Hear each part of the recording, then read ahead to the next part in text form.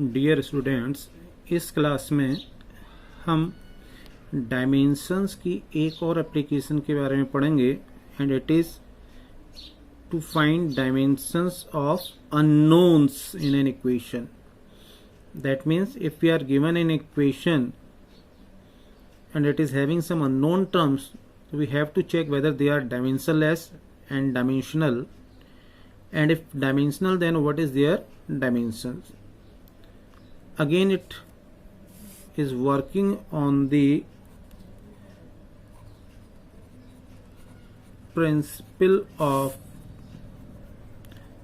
homogeneity of equations. ये पिछली class में हमने लास्ट में आपको पढ़ाया था principle of homogeneity of equations. That means कि similar kind of terms can be added, subtracted और इक्वेटेड. यानी मास में मास ही ऐड सब्ट्रैक्ट हो सकता है, मास ही मास के इक्वल हो सकता है, मास लेंथ के प्लस माइनस या इक्वल नहीं हो सकता. That was the principal of homogeneity. Now let's start with a question. Find dimensions of A, B and C in following equation. Let's say हमको एक इक्वेशन दे रखी है x equal to 80 plus b upon c plus t square, where x is distance and t is time. That means in this equation we have to find the dimension of a, b and c. Dimension of x and T are known to us because quantity का नाम हमें बता रखा है. Now come to solution.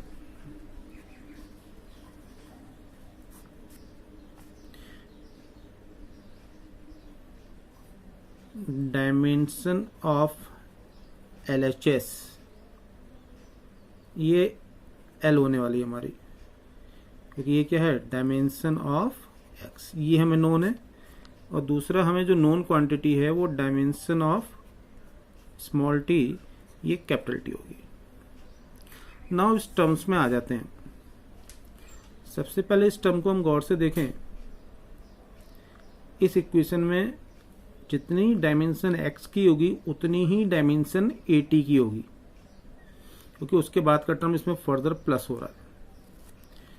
तो dimension of AT equal to dimension of x. So we can write dimension of t equal to dimension of x upon dimension of a equal to dimension of t upon dimension of t. x की dimension L, t की dimension capital T, तो ये हो गया LT minus 1. यानी unknown quantity A, उसकी dimension हो गई LT माइनस 1. अब फिर इस इक्वेशन को गौर से देखें.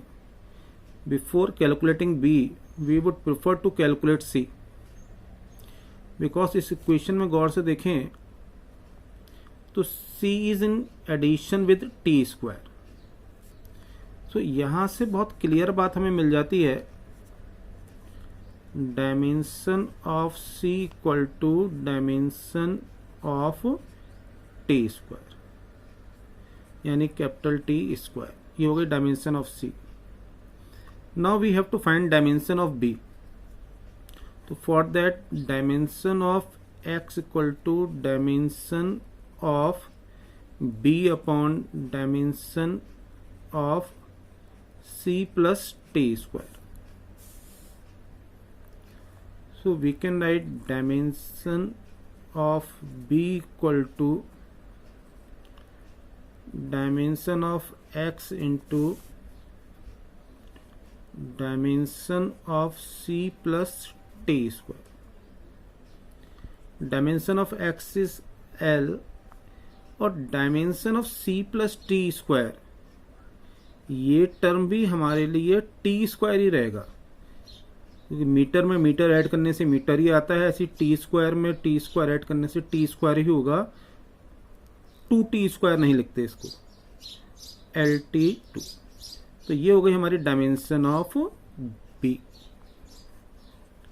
Dimension of B LT square, dimension of C T square and dimension of A LT -1। Hope ये चीज आपको क्लियर होगी। एक और क्वेश्चन लेते हैं इस पे, सो दैट ये कंसेप्ट हमें और बेटर क्लियर हो जाए।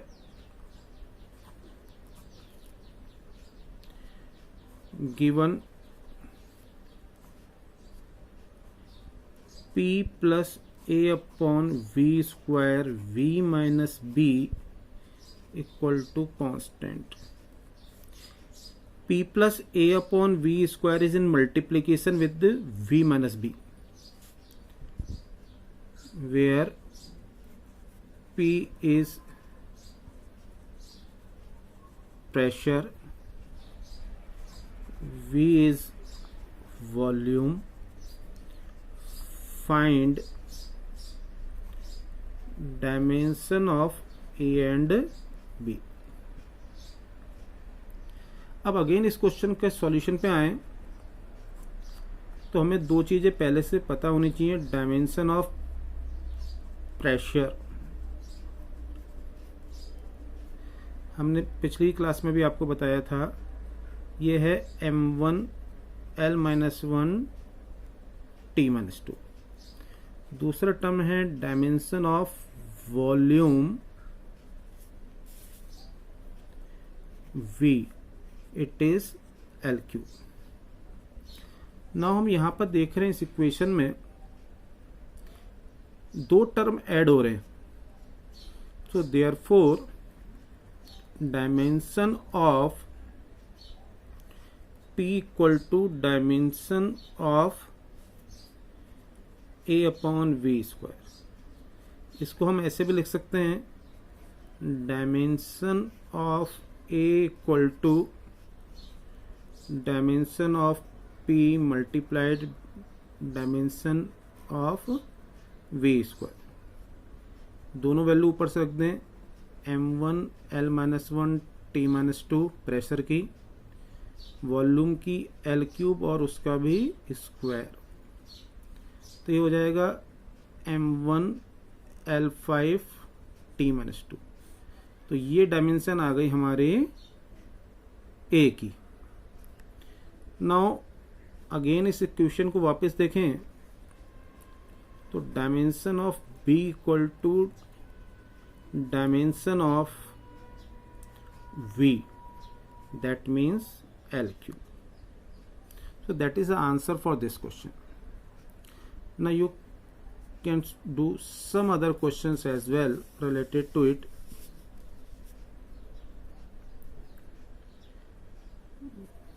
Given speed V equal to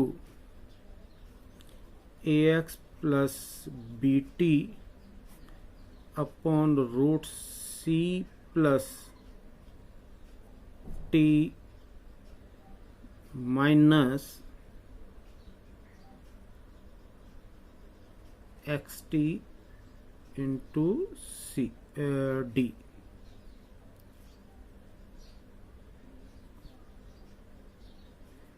X is distance, T is time, find dimension of A, B, C and D। Let's quickly solve it। Dimension of AX equal to dimension of V, so dimension of A equal to dimension of V upon dimension of X। V is LT minus 1 because it is speed upon L, so it is T minus 1. That means dimension of A आ गई हमारी T minus 1. Now इस जगह पे देखें, dimension of under C equal to dimension of T.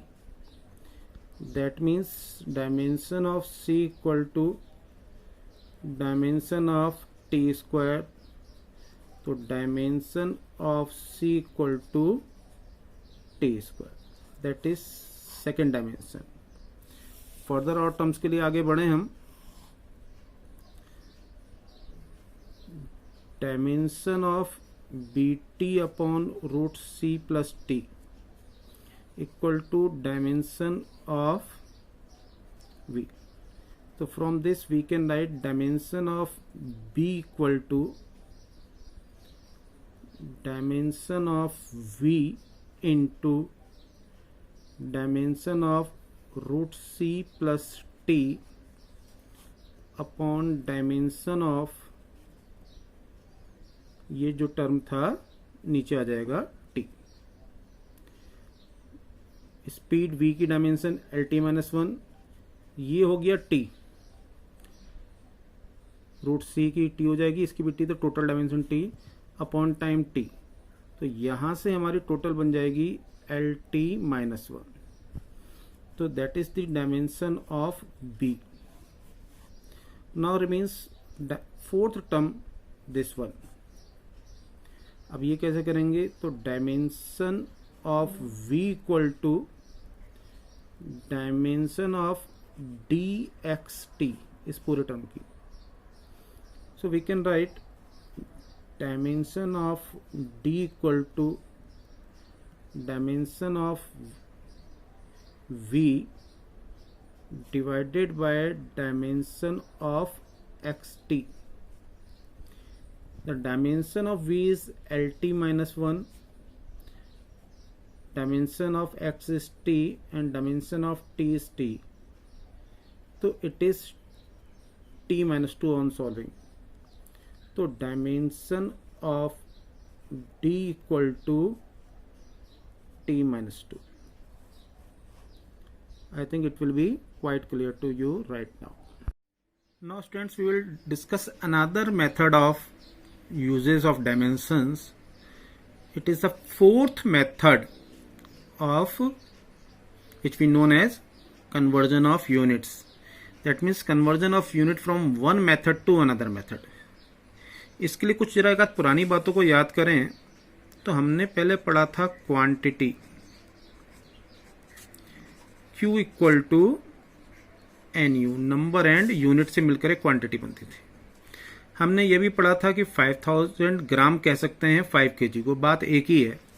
That means we can say Q equal to N1U1 equal to N2U2, यानी one system से other system में unit change करेंगे तो उसका न्यूमरल पार्ट भी चेंज होगा. तो on the basis of this we can write N2 equal to N1U1 upon U2. अब यदि इसी कंसेप्ट को हम डायमेंशन की फॉर्म में लिखना चाहें तो हमें लिखना पड़ेगा N2 equal to N1 M1 upon M2 की power A, L1 upon L2 की power B and T1 upon T2 की पावर C, वेयर जो डायमेंशन ऑफ क्वांटिटी है we are taking at MALBTC in terms of power. अब यहां पर क्या है, जो M1 L1 T1 है they are dimensions units in given value. M2 L2 T2 are units in the target system. कैसे ये चीज होगी हमारी, एक बार इसको एक फॉर्मूले के थ्रू अंडरस्टैंड करने की कोशिश करते हैं. Now the question is convert 1 Newton of force into CGS units। CGS unit में फोर्स को डाइन कहते हैं, यानी कि न्यूटन से डाइन में हमें कन्वर्ट करना है 1 न्यूटन को। तो लेट्स सी इसका सॉल्यूशन क्या होगा। हमारा ये फॉर्मूला ऊपर वाला लेना है। We have to find value of N2। Here N1 is 1, ये वैल्यू 1 हमारी N1 हो गई। अब यहां हमें ये ब्रैकेट को करना है कुछ कवर, और इनकी पावर्स भी लिखनी है। तो इसके लिए हम सबसे पहले एक अलग जगह लिख लें साइड से कि डायमेंशन ऑफ फोर्स कितनी होती है, mL(T-2), M1L1(T-2). तो जब मैं यहां मास लिख रहा हूं तो उसकी पावर 1 होगी। यहां पे लेंथ लिखूंगा उसकी पावर भी 1 है। यहां पर टाइम लिखूंगा उसकी पावर कितनी आएगी, -2। अब आपको ध्यान होगा थोड़ी देर पहले कहा था ऊपर आना है M1L1T1। दैट मीन्स ऊपर गिवन सिस्टम में मास, लेंथ और टाइम की वैल्यू। तो गिवन सिस्टम ऐसा ही है, यहां मास केजी में, लेंथ मीटर में और टाइम होगा सेकंड में। नीचे आएगा टारगेट सिस्टम CGS, तो उसमें मास ग्राम में, डिस्टेंस सेंटीमीटर में और टाइम सेकंड्स में रहेगा। तो ये सेकंड से सेकंड गया, यहाँ 1 रहा। केजी को हम लिखेंगे 10⁻³ ग्राम अपॉन ग्राम, उसकी पावर 1। 10⁻² सेंटीमीटर अपॉन सेंटीमीटर, और ये वैल्यू हो गई हमारी 1। ऐसे ही यहाँ सेंटीमीटर और ग्राम कैंसिल आउट हो जाएंगे, तो 1 यहाँ से 10⁻³, यहाँ से 10⁻², तो ये हो गया 10⁵। That means 1 newton equal to 10⁵ CGS units, और इसको हम 10⁵ डाइन भी कह सकते। Now let's see another question। Convert 1 joule of energy into another system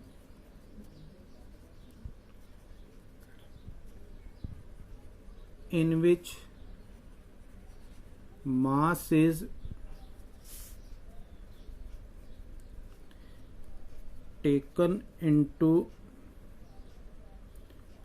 units of 10 ग्राम। 10 ग्राम को हम डेकाग्राम भी कह सकते हैं। Distance in millimetre and time in microsecond. This symbol is mu, stands for microsecond. अब जरा इस क्वेश्चन को और गौर से समझते हैं। फॉर्मूला हमारा वही पिछला वाला रहना है। 1 जूल को कन्वर्ट करना है न्यू सिस्टम में, तो N2 निकालना होगा। N1 is here 1। जैसा आपको पहले कहा था उसकी डायमेंशन एक बार लिख लेंगे जो क्वांटिटी हमें दे रखी है।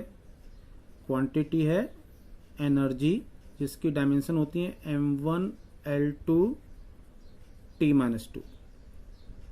तो यहां जो हम ब्रैकेट्स बनेंगे 3, उनकी पावर 1, 2 एंड -2।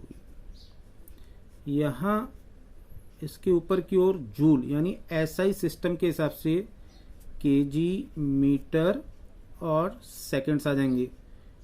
मास, डिस्टेंस और टाइम की यूनिट्स। अब नीचे गिवन सिस्टम के हिसाब से रखना है, तो गिवन सिस्टम में मास 10 ग्राम की यूनिट्स में है, गिवन सिस्टम में मास 10 ग्राम की हो तो यहाँ पे आएगा 10 ग्राम, डिस्टेंस है मिलीमीटर और ये है माइक्रो सेकेंड में। अब इस पूरे को हमें सॉल्व करना पड़ेगा। 1 kg को लिख दिया 10⁻³ ग्राम और नीचे 10 ग्राम, तो ये ग्राम यहाँ पे सेटल हो गया। मीटर को लिखा, मीटर ही लिख दें, और मिलीमीटर को क्या रहेगा हमारा 10⁻³ मीटर, इसकी पावर है 2।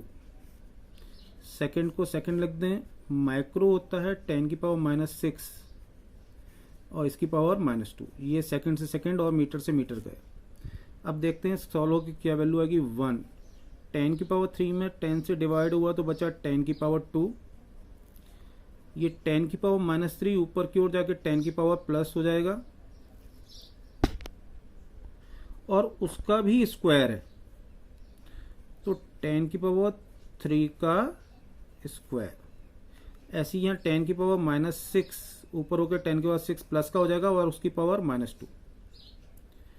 सो दैट मीन्स 1 × 10⁻², 10⁻6 और 10⁻⁻12 हो जाएगा।